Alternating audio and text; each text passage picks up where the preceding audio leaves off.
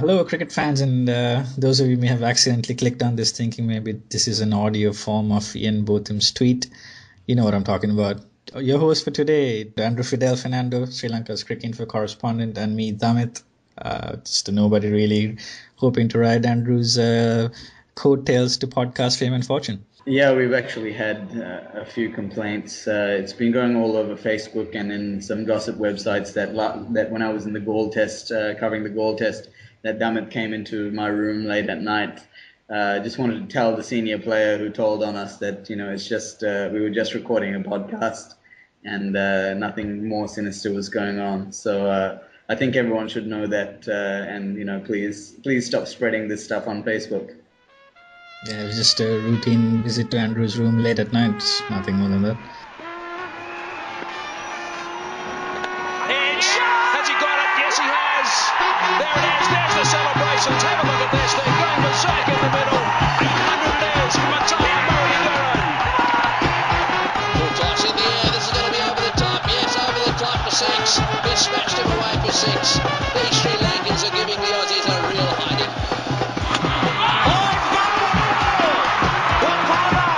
Oh, he's bored! He's bored!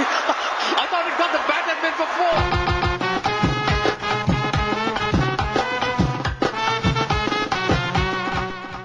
Sri Lanka has just completed their second series at home. Obviously, they started the series, South Africa series with a loss, but they've managed to go up against Pakistan 2-0. I think it was their first Test series win with winning two tests, I think, since 2009 against New Zealand, if I'm not mistaken. So pretty decent effort. Sri Lanka played pretty well across the two test matches. Herat was magnificent. The batsmen came to the fore as well. But I guess before we sort of deep dive into how Sri Lanka went, I thought we could just start off by talking a little bit about Pakistan, who, to be honest, I thought was they played some good cricket, but overall I think they were pretty disappointing. They sort of seemed to come into the Test series with a negative approach. I thought Misbah-ul Haq talking about how Galle is Sri Lanka's hunting ground. I think that was what he said prior to the series. And for a team that's not played Test cricket, I think since the end of last year, over 7 months of lack of cricket, they didn't have any warm-up games coming in to the Test series, which I thought was also quite surprising, given that there is a warm-up game before the one-day series starts. So all in all, I think it contributed to Pakistan being ill-prepared for the challenge of facing Sri Lanka at home. Yeah, I mean, I don't think they were terrible. I don't think they played like a team that should have been whitewashed. I think that first innings in Galle, they were pretty good. Yunus Khan got a big 100, and a few others chipped in. And in both matches, they weren't too far. I mean, in SSC, they were actually leading Sri Lanka after the first innings, so they weren't too far off. It's just in that second innings where they fell away. Yes, I think they got into they were given a game situation in Galle by Sri Lanka where they had nothing to gain, and those are the kinds of game situations that Pakistan generally just don't handle well when they just need to go out and bat 2.5 sessions. But they weren't able to do that, partly because Rangan Herath bowled extremely well, but also because they just didn't seem to be up for it at the time. They weren't focused completely. The track wasn't really doing that much. It was one of the less dry Galle pitches I've ever seen. But I think that was where the series turned for them, and then they just weren't, at the SSC when the pitch was actually turning square. They weren't, probably that the memory of that Galle loss and just the way the series had gone, they weren't mentally there to try and block out or to try and chase down that 271 that Sri Lanka set them.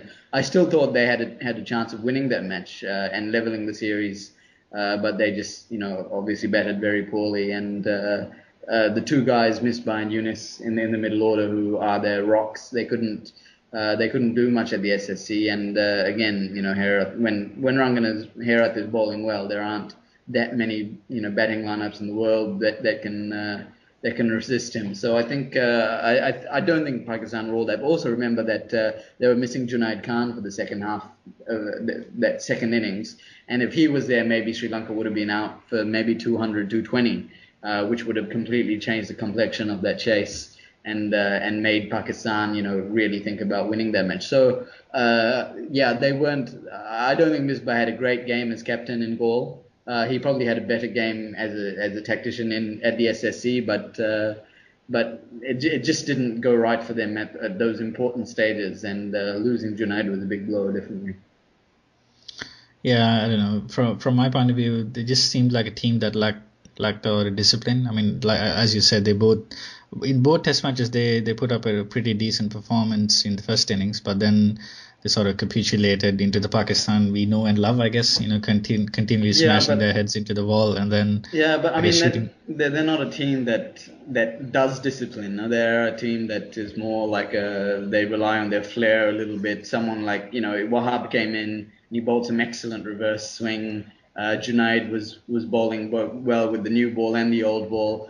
Yeah, they aren't going to be your sort of disciplined batting lineup. I think their issues with the opening slot is giving them a lot of grief at the moment. But I think there's still enough stability there in that middle order with Misbah and Yunus, and them failing twice at the SSC. I think was one of the real killers for that series. So.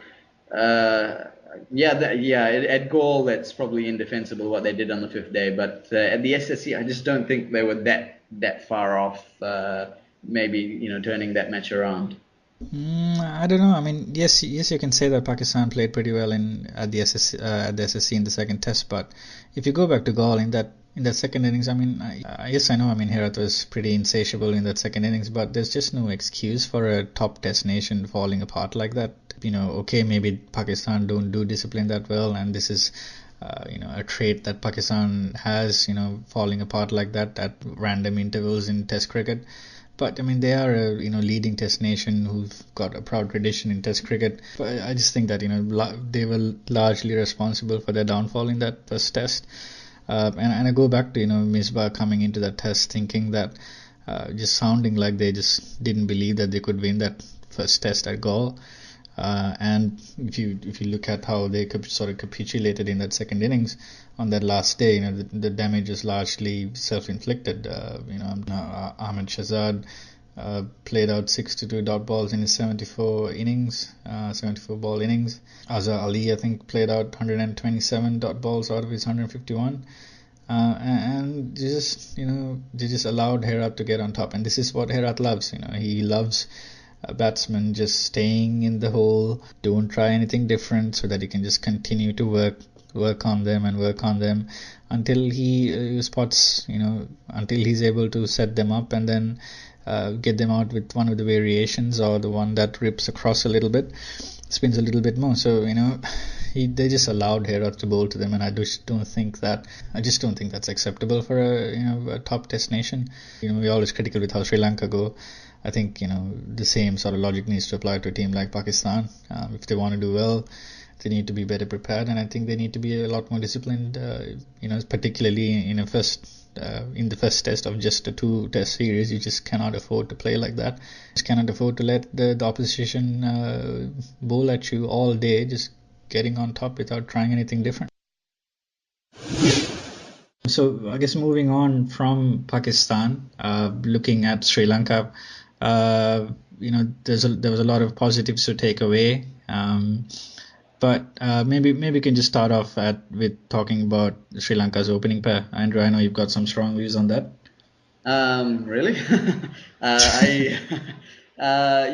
Sri Lanka's opening pair. I think I actually don't mind. Look, Taranga is one of these polarizing figures. Some people really like him. Other people think what a waste of time. I actually do think that he's okay. I'm not sure whether he's a long-term opening option. I think if he goes to New Zealand, we'll be able to figure out that a little bit more. He still clearly is quite edgy outside the off stump. We saw that in both series actually against South Africa and Pakistan. But then when he does get going, he's so good against spin, and he just you look up and he's suddenly 70 off 120 balls, and the match is just the Sri Lankan innings has progressed so far, and I think him and Damith are very similar players. I mean, very different technically, but similar in what they do is that they do give a lot of chances, but they do also force the game open a little bit more when they succeed. Sri Lanka, get ahead quite quickly.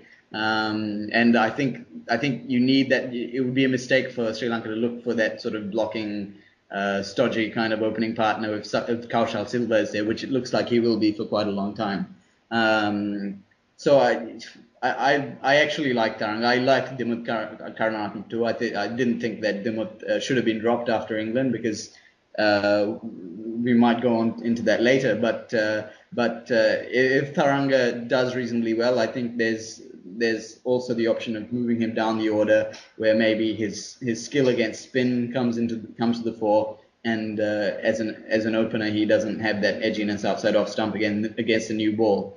So and also just you need someone that's a little bit older. You can't have a team of 24, 25-year-olds, because you need a little bit of perspective in a dressing room. You need a little bit of leadership. Taranga has been a leader at times at his club at NCC and in the A team, and you just need someone in that has just lived a little bit more, has played a little bit more cricket, and maybe someone like him, or even Jahan Mubarak. And that's another polarizing figure, so I'm probably going to get my house stoned tonight. But I do see the use of Taranga in the team. So yeah, it's a difficult one whether to bring him, or if he does well, then I think he should stay there. But it's good knowing that you have Damith in your back pocket as well, who could come in and have a long stint. So it's good to have competition anyway.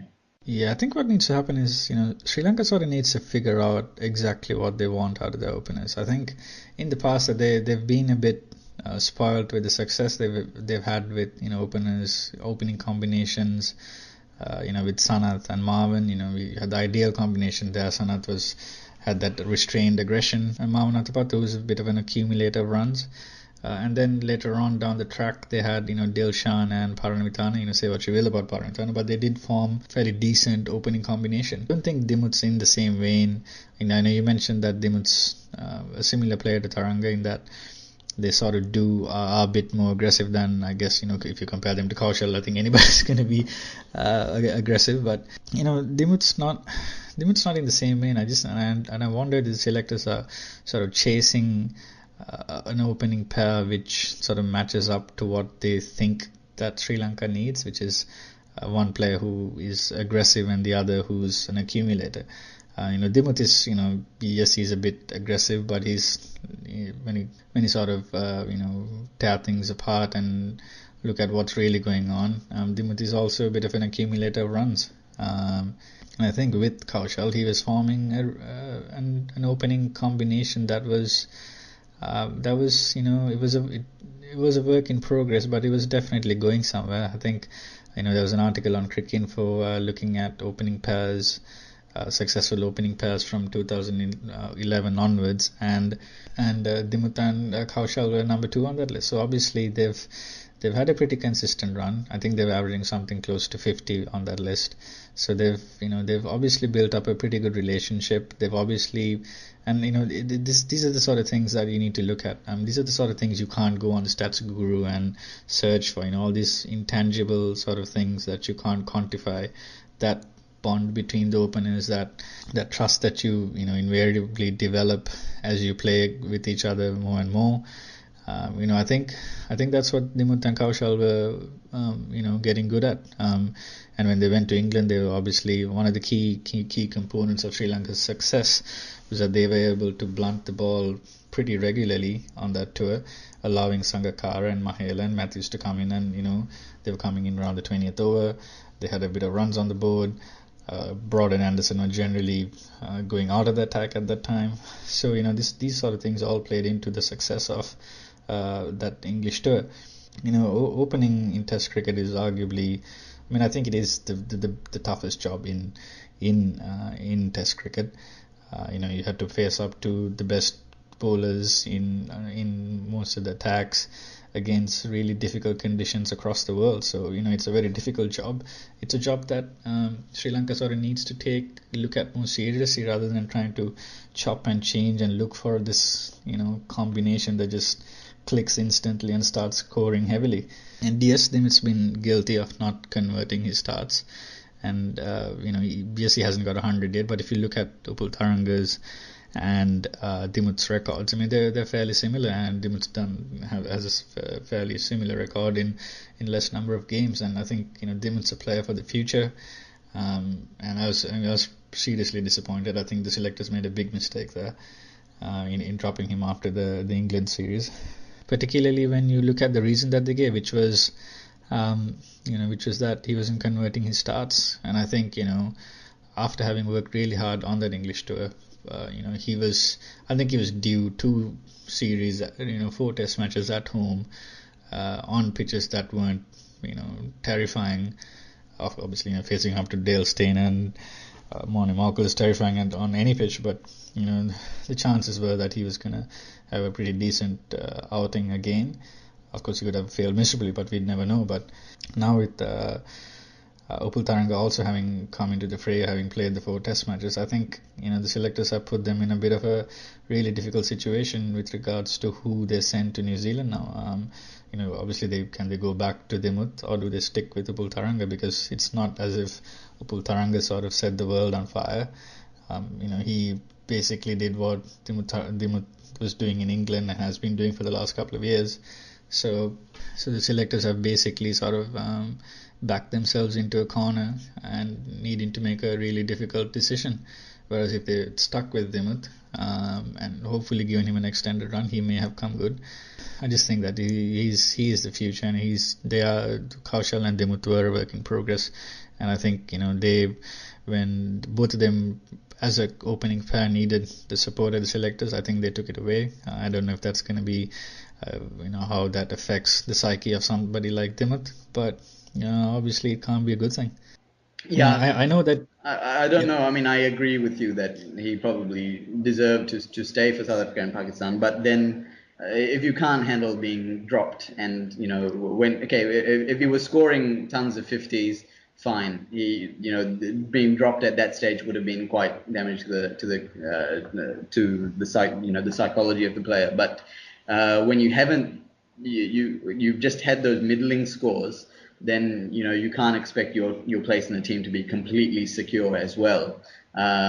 So if you can't bounce back from that kind of psychological thing, then I don't know, international sports is the place for you. I think Dimuth is probably a lot stronger than that mentally. I hope he is anyway. But yeah, I do understand what you're saying, but. And I also think I think you made a good point. Not going on to those big scores isn't as important as actually getting the team onto a good start, which is what they did in England. So I think we agree, but disagree on minor points. I go back to what Sri Lanka wants out of their openers. So are we satisfied with what Upul Tharanga has done for him to be going to New Zealand, or is it going to be a case of whatever the benchmark that the selectors are rating these players against? Because it wasn't like Upul Tharanga converted his starts either. That he did a little bit better than Dimuth did. I mean, Dimuth had, let's not forget, it wasn't just this series that he had some decent batting pitches in the UAE. He also had decent batting pitches in Bangladesh, where with an attack that isn't as strong as the one that as South Africa or Pakistan. So it wasn't like Dimuth wasn't given chances. I think you need to be fair to Tharanga as well. And in Tharanga he top scored in the SSC Test match which Sri Lanka won. So if you get his run tally from both innings, so you've got to be fair to both players as well. And on the other side of that is, if a player is scoring well domestically, which Tharanga was, if he's doing reasonably well in an A-team tour, he scored 100 at the Premadasa, I think, against the England Lions, then he's also there, and someone with international experience who understands the setup, who understands the pressures of international cricket. He's also quite an attractive option for the selectors. So I while again I don't agree that Damith was dropped, I can understand why they went with Taranga. Cool. So one other thing that we wanted to talk about was the Sri Lanka attack, which has been developing. They've sort of got a few key people in place, and it's actually, I mean, I think it's actually been going okay. In the last series, we saw Ranganihara probably bowl as well as he's ever done, which was good, because in the sort of 5 or 6 months before, you kind of wondered whether he was, whether the strain on his body was taking its toll, and it was good to see him turn the ball and get it to behave like the way it did against Pakistan.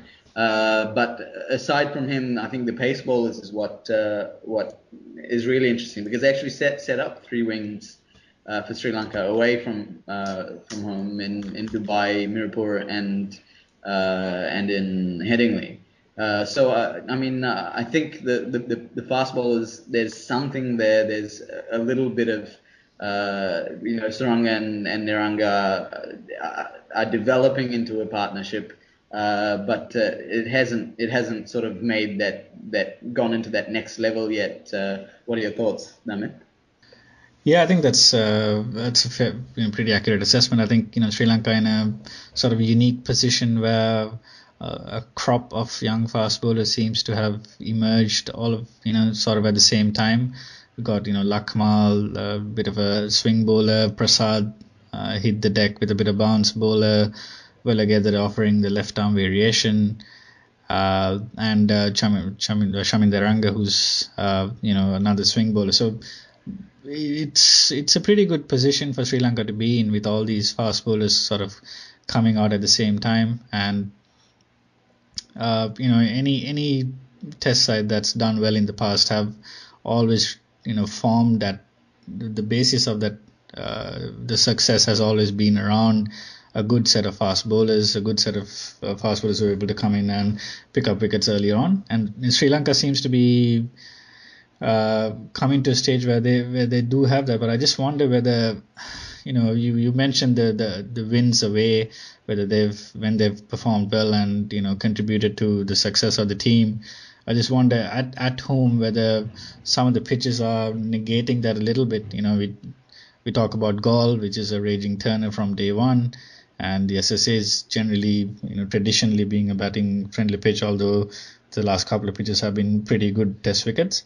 I just wonder whether Sri Lanka needs to be careful and maybe think about a bit of a paradigm shift in the way they're sort of preparing the pitches. Obviously, we need to still retain that authenticity of the Sri Lankan spinning wickets, but maybe a bit of pace and bounce wouldn't hurt in this, I guess, new era of Sri Lankan fast bowlers coming to the fore.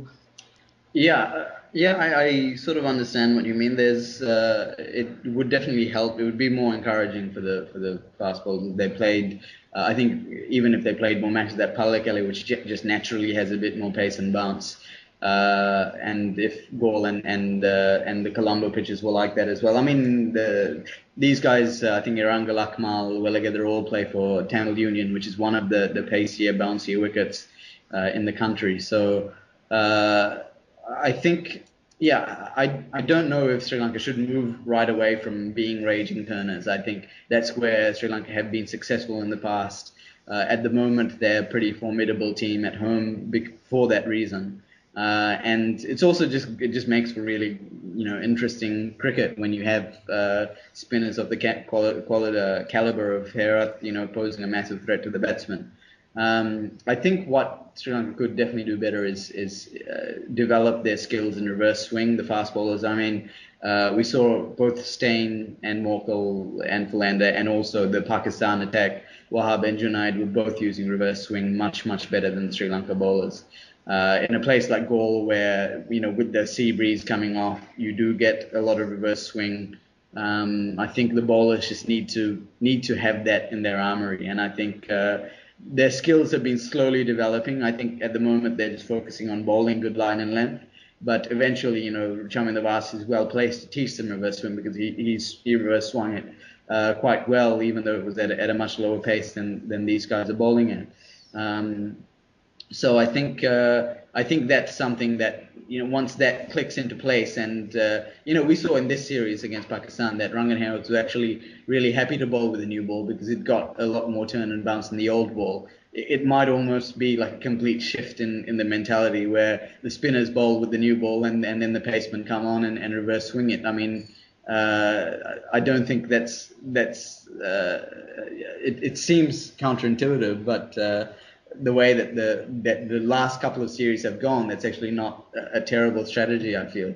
But yeah, it's just about having those little other extra balls like the off cutters, the leg cutters that do well in turning conditions. Matthews has that, but he doesn't bowl fast enough to get wickets at test level. Maybe if some of these guys develop, those sides of their game a little bit more, they would be genuine wicket-taking threats at home rather than just the bowlers who bowl so that they give Ranganeharath a break. Yeah, I mean, I wasn't suggesting at all that, Sri Lanka take away that the uniqueness of the Sri Lankan pitches of, where there's a lot of turn on offer. But I think there's still scope for the pitches holding up a bit more in the first 2 days at least, and maybe even, for 3 days before it starts breaking up and offering, the spin factor for the spinners. Rangan Herath, I think, his workload at the moment is gigantic at the moment. And also, Matthews' game plan seems to be, the ball's gotten older. Let's give Herath the ball, and he'll wheel away until he falls flat on his face on the pitch. I mean, that's. Yeah, I mean, I don't know whether it's entirely reasonable to think that Herath's the only wicket-taking option that the Sri Lankans have. When we went away to England, Sri Lanka, the fast bowlers definitely performed well. So in conditions that are conducive to them, we saw that they can put up a decent performance. So I think and I'm not just talking about test cricket in general. Pitches that may offer a little bit more it's potentially going to make cricket in Sri Lanka, domestic cricket in Sri Lanka, a bit better as well. So I think another one of the positives that Sri Lanka can take away from the 4 tests that have just been completed is that Niroshan Dickwell has come into the side. A lot of his come into the side, and then I think with regards to his keeping, I think he's got a pretty decent technique and he's performed pretty well. He may have missed a couple of chances, but he's a young keeper. He's going to be a bit nervous. That's, I think, probably going to be expected.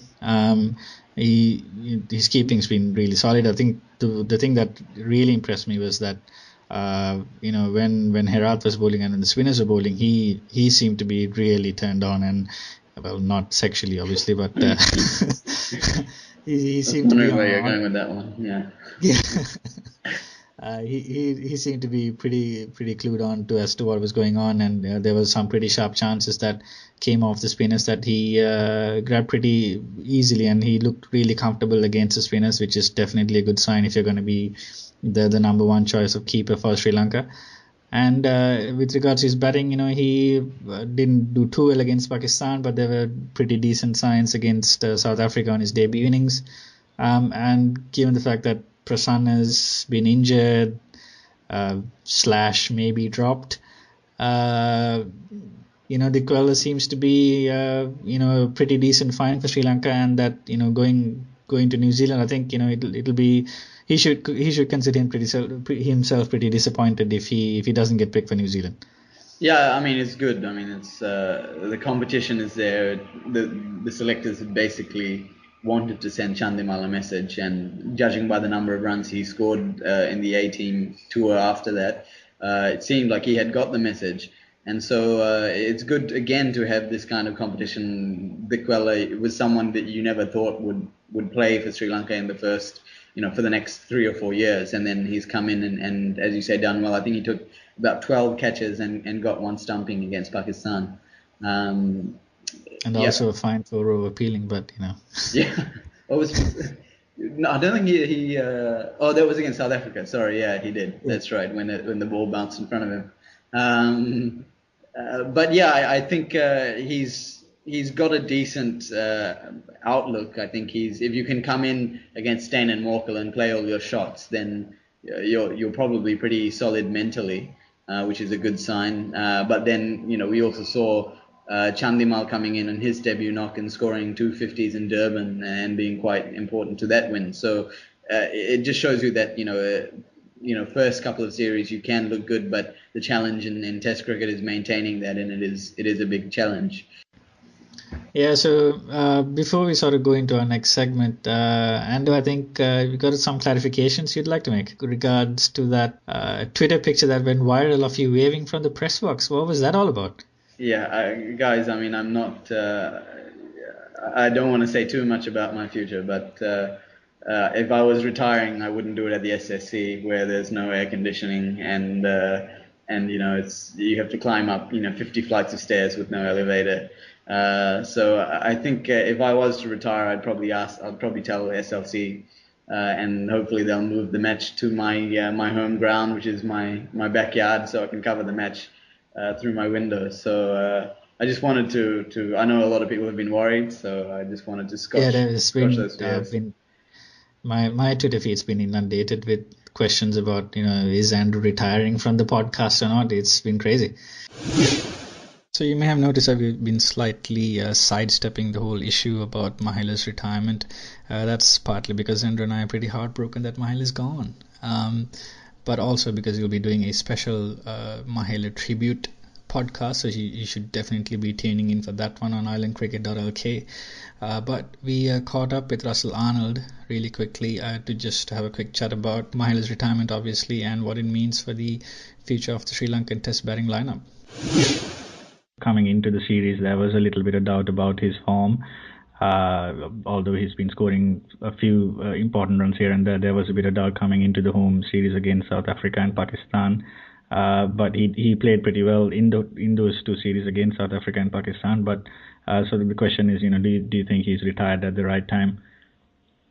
I think he's made a very good decision. I think it's the right time for him to move on as well. No doubt about his talent and skill. And leading into South Africa, yes, he has not been dominant over the past 6 months or so, but he ends up making very useful runs, and his value can't be discounted to the team. His skills and whatever will allow him to compete and score runs in conditions that he has grown up in. There's no doubt about that. But probably with his fitness levels, with wear and tear creeping in, I guess it's a much more of a challenge for him to score runs on the travels. But all in all, he's been a wonderful entertainer, and a lot more value than just the runs that he does make. A brilliant decision, I would say. Maybe it's a bit too soon for you to give your thoughts on this, but in terms of who do you see coming into the side, sort of slotting into Mahela's role now in the Test side? Well, I think Angelo Matthews should stay at 5. So either look at Thirimana, and maybe you also have now Chandimal scoring some runs. So hopefully one of those two, because Sri Lanka have invested in them. And maybe with the change of role, and now it's the responsibility is basically in your face, kind of. So hopefully they will thrive on that and accept that position with both hands. What do you think is the legacy that Mahela leaves behind in his retirement for Sri Lankan cricket and on a global level as well? The entertainment that he did provide, and most importantly, not that cricketing-wise as well, he was right up there with the number of runs, the way he scored them. But most importantly for me, he walks away as one of the better people to have played cricket. That's what most people will remember him for. That was Russel Arnold, former Sri Lankan Test cricketer, speaking to us about Mahela's retirement. So one thing that we wanted to talk about, or maybe gloat about, is India's complete humiliation in England after both the English and Indian and Sri Lankan boards actually had worked together to give India an extra Test match and take the third Sri Lanka v England Test to cut that third Sri Lanka v England Test. So it's been quite an interesting turn of events. Sri Lanka having gone and done so well, Damith, what are your thoughts apart from? Yeah. Are you gonna say anything else? Hang on, no, sorry. Yeah. Sorry, I just saw something that just completely stopped me. No, yeah. So I'll just stop at Damith. What are your thoughts? Yeah. Okay. Cool. Yeah, it's looks like Sri Lanka's win in Sri Lanka's series win actually has been quietly forgotten about in the complete debacle that has been the India-England series, going down 3-1. I mean, when India went up at Lords, I think it was India did play well, but I think in that second innings, England batted pretty poorly. But after that, I think India sort of completely lost their way. Maybe they're just not used to playing a 5-test series. I was listening to the Switch Hit podcast on Cricket Info where Sambit Bal was talking about the previous England tour where they lost 4-0. Maybe they just hadn't played enough test matches to see India capitulate so much, which I thought was a bit funny. But yeah, I mean, Sri Lanka, by all accounts, went to England at the most difficult time of the English so-called English summer, early in the summer, and granted that Sri Lanka may have played on some pitches that were a bit more friendlier than what has been on offer for the Indians, but I think in general, I think the main difference has been Sri Lanka fought all the way in all test matches, barring maybe one day when Joe Root got his double hundred, where Sri Lanka maybe wasn't in the game at all on that day. Across the rest of the 9 days of Test cricket, Sri Lanka were always at England. Sri Lanka were always competing. There was a lot of fighting spirit that was shown. Angelo Matthews as captain led from the front. And all the entire team sort of came together and put up performances at key intervals in the series that enabled Sri Lanka to compete against England, and get over the line. But India has been just horrendous. Dhoni. There's been a lot of stuff being written about Dhoni recently, about his captaincy and how he's maybe dispassionate about it, how India may not have Test cricket as their priority.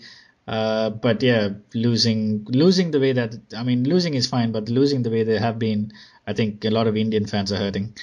Yeah, I think I agree with that. I think the lack of fight has been pretty appalling. I mean, but what you said about the pitches being a little bit friendlier, yeah, okay, Lords was a little bit flat, but the whole reason Sri Lanka had to play at Headingley because that was the venue India least fancied playing at, and Headingley actually did quite a bit from day 1 to day 5, either from a swing or seam perspective. There was something in the pitch. We saw Sri Lanka, I think it was a 260 or 240 that they made in that first innings. But as you say, Sri Lanka just stayed in the match for long enough for someone, Matthews, to produce that amazing innings in the second innings there. They just pushed England from start to finish, and that's something that India didn't do. I don't really buy these excuses. Or India aren't used to playing 5-match series. They've been playing 4-match series for a long time, and I think the bigger issue is that away from home, they just don't scrap as hard. They're not mentally prepared to go out there and succeed. I think we saw in South Africa that Kohli and Pujara actually had very good techniques against seam and swing. It's just mentally something's gone wrong there. So yeah, I think I don't really buy any of these excuses. I mean, they're the richest cricket nation on earth, with a massive pool of players to choose from, massive population that's completely obsessed with cricket. And I think for them to do so badly is well, I mean, it's pretty appalling. And one thing that I think that Sri Lanka did well is that they just played smart cricket throughout, and that's been a feature of Sri Lanka's game. They had guys like but they had someone like Damith and Kaushal get over that 50-run mark with their opening partnership, and then Sangha came in and controlled the innings from there. So having Sangha at number 3, of course, was a massive plus point as well, which probably India don't have a player like that in their top order. But yeah, I mean, just the way they capitulated was quite shocking. Yeah, I guess from India's point of view, they just don't have that class of batsmen in their middle order that they used to have in Tendulkar and Dravid and Lakshman. They just don't have those players anymore. I mean, Kohli was expected to deliver a lot of the bulk of the runs this series, but obviously Jared was joking about how he's only made 9 runs in the entire series, which is it's a bit funny. But yeah. Where am I going with this? I had something to say, but I forgot.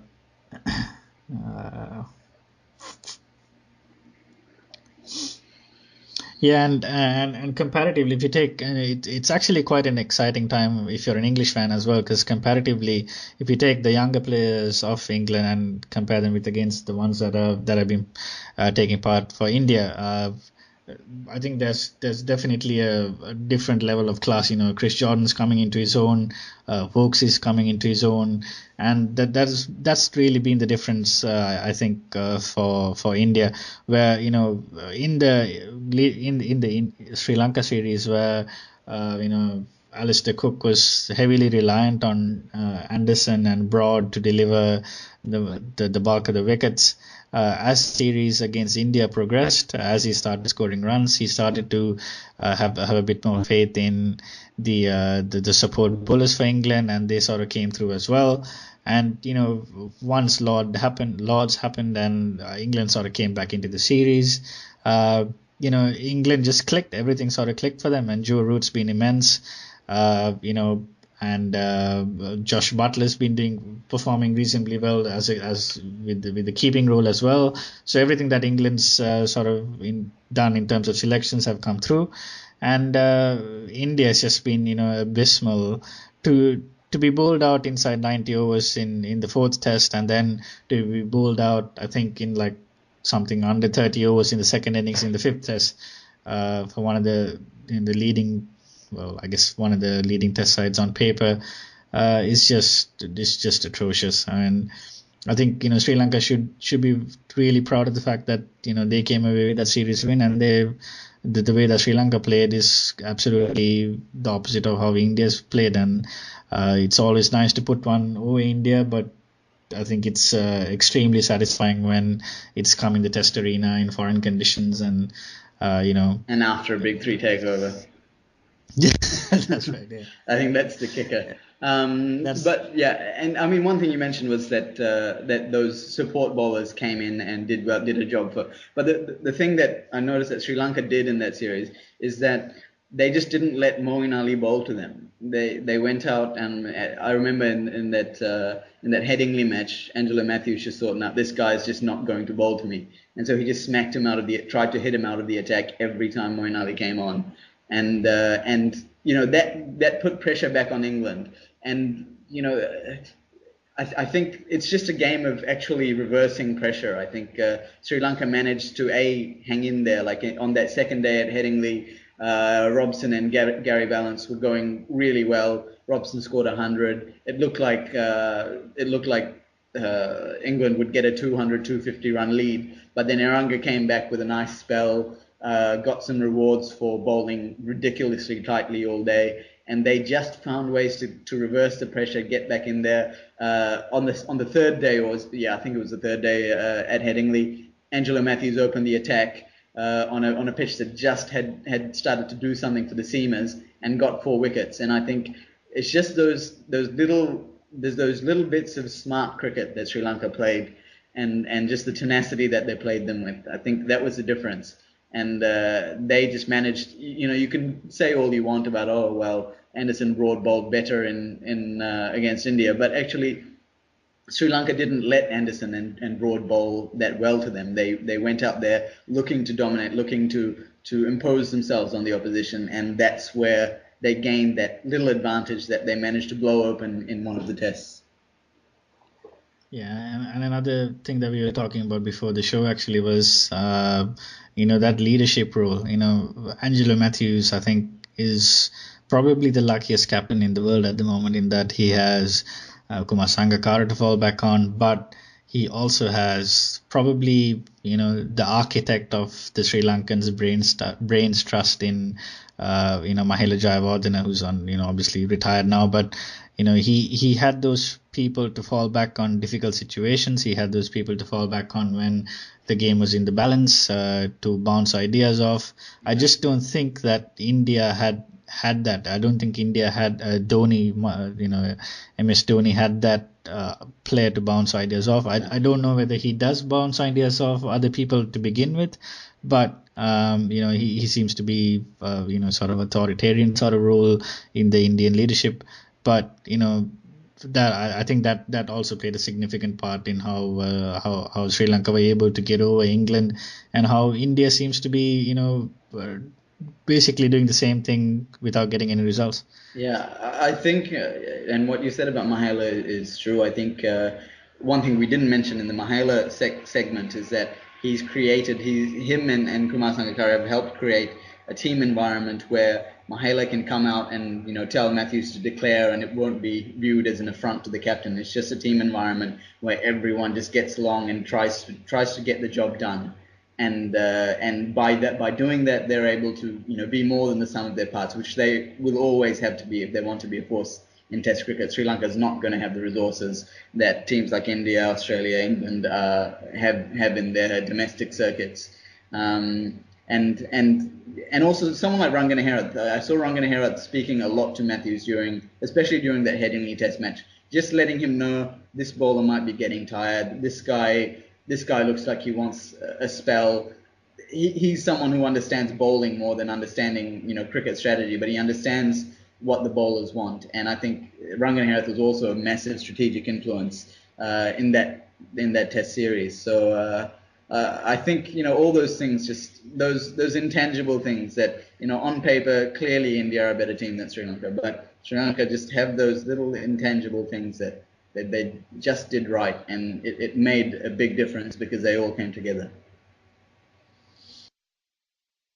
So that's all the time we have on today's podcast. Thanks for listening, guys. I hope you've enjoyed it. Please feel free to send us any questions or feedback, and if you'd like Andrew's address, to go and stone his house because he mentioned Mubarak on the podcast. But yeah, maybe that's not really fair to Mubarak. He has been playing pretty well. See ya.